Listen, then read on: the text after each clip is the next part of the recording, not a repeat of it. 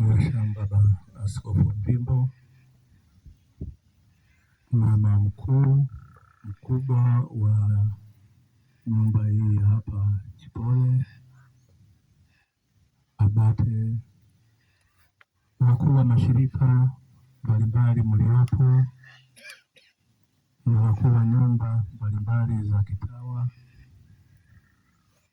wakleri wote, waamini walei wote na wageni wetu waliotoka taasisi mbalimbali, kwa namna ya pekee kutoka kituo cha Mlale Jeshini. Itifaki imezingatiwa. Nichukue nafasi kwanza kumshukuru Mwenyezi Mungu aliyempa zawadi ya wito kuwa mtawa, na kwa namna ya pekee akawa mtawa katika shirika hili. Nashukuru pia yeye mwenyewe kwa kupokea zawadi hiyo, na basi amelelewa akaendelea akafika mahala mpaka hapo akakumbuka miaka 50 ya utawa, nusu karne, si haba. Tunamshukuru sana Mwenyezi Mungu kwa zawadi hiyo ambaye amempatia na akaipokea mpaka hapo, na leo tunamsindikiza akitoka katika wito wake. Tunamshukuru sana pia sister. Tunawashukuru pia wazazi wake ambao walipokea zawadi ya kumlea. Hayo ndiyo malezi msingi, kwa sababu bila hiyo hata huku akifika inawezekana ikashindikana, kwa sababu hakupata malezi mazuri huko. Kwa kweli sister huyu nilivyofuatilia na hata mhubiri, inaonekana ana taaluma ya upishi. Nasema ni taaluma, inaonekana wengine hawaelewi vizuri. Hapo nyuma, hata kipindi chetu tunaposoma shule mpaka secondary school, na hasa secondary school zile ambazo zilikuwa ni za mabweni, yaani wanakaa kule, kulikuwa na somo linaloitwa kukari, na hili lilianza sana na taasisi za kanisa, na baadaye wizara ikarasimisha rasmi kabisa, na hili ndio ilizaa vyuo kama vya maendeleo kama cha Mlale na vingine. Hawa ndio walioandaa hata ujio wa viongozi wa kitaifa. Waliandaa hawa chakula pamoja na utawala wa kuhakikisha watu hawa wanafika hapa na kupata chakula kwa itifaki inayotakiwa. Ndivyo vilivyokuwa hivi vyuo, na ndio maana mitihani ilifanyika mpaka form 4. Hapa tulikuwa tunaangalia, unaona wana C, unafikiri chemistry, alafu naona kuna C nyingine, kumbe ni kukari.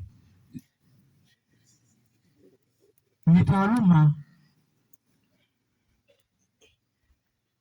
Sasa siku hizi tunasoma, tunajifunza tu kuchukua vile vilivyopikwa. Hivyo ndio unaweza ukachukua sahani mkono huku 4 huku 5, ukavaa na mavazi na kofia zile ndefu, ukafika, kweli inapendeza, lakini cha msingi ni hawa walioandaa ambao ni kitengo cha kukari. Kwa hiyo huyu sister alikuwa mtaalamu wa hayo, na bila hawa, na hasa katika jumuiya zetu, hamwezi. Furaha kubwa inatokana zaidi na watu wanapofika chakula kipo tena kizuri, ndio hapo utafanya hata kazi yako na kila kitu. Sijui siku hizi wanafunzi, nakumbuka huko nyuma ukisikia mahala pana mgomo, sasa walielewa baadaye wanagoma, halafu wanataja kitu kingine, lakini ni chakula. Kikifika pale likitatuliwa hilo, hata wakose vitabu, wakose walimu, hawaende wakati wake, husikii wanalalamika. Lakini chanzo kikubwa atakapolalamika, wamekosa hiki, ni kitu cha msingi. Ndugu zangu, ukiangalia katika mikoa yetu hii, sehemu ambayo inatoa chakula kwa wingi ndio iliyo na utapiamlo mkubwa katika maeneo. Sababu kubwa ni nini? Ni hawa wanaopika, yani vinavyokuja sasa hivi, kila moja anapika, kila moja anaweka mafuta kwa wingi, huyu anaweka na nini, na baadaye mwili mzima umejaa sumu kuliko kitu kinachotakiwa. Na ningehimiza tu jamani, hasa sehemu zetu za kanisa, taasisi zetu, ili somo lisife kukare kabisa kabisa. Tena wakati fulani tulikuwa tunasoma wote, wanaume na wanawake kabisa, ilikuwepo na wakisema kukare, umo mna mengi kweli, hata kufuma vitambasi na nini, kuna kila kitu. Na mwenzenu nilipita kabisa kabisa, wanasema hapa toa hiki alafu fanya hiki. Nadhani nilipasi kuliko wale ambao walikuwa wamespecialize, kwa sababu ya maelekezo kufuata kile ambacho kinatolewa. Kwa kweli ningeomba, tumeshusha kabisa sehemu ya nafasi hii ya wanaotupikia katika nafasi mbalimbali, tukazane. Na ndio maana huyu ni taaluma, uone alikuwa anawafurahisha, tena anawapa faraja hata wanaokula chakula chake anachopika, mpaka unaona kwa kweli hapa panatakiwa kula. Na mimi mwenyewe nimepata lishe kutoka kwake. Ndio tena wakati namalizia ushemasi, alafu baadaye nimekuja kufundisha na kulea seminari kwa hapo Peramiho. Nilifika 1991 tarehe 13 Januari, nimeondoka 94 mwishoni. Tulikuta hapo ni mchangamfu katika maana halisi, yani ukimuona yeye unaona na appetite ya chakula anachokipika, na kwa sababu kazi yake ni kusimamia, si yeye tu kupika, lakini huyu anasimamia, ndio anasimamia pale. Siku nyingine yani unaenda jiko, unakuja mezani pale, unakula supu, unafikiri sasa hivi wameweka supu michuvi wangapi hapa? Inaonekana hakuna mpango. Anaweza akatoka huyu akaingia huyu akaweka, mpaka unafika sasa kitu gani?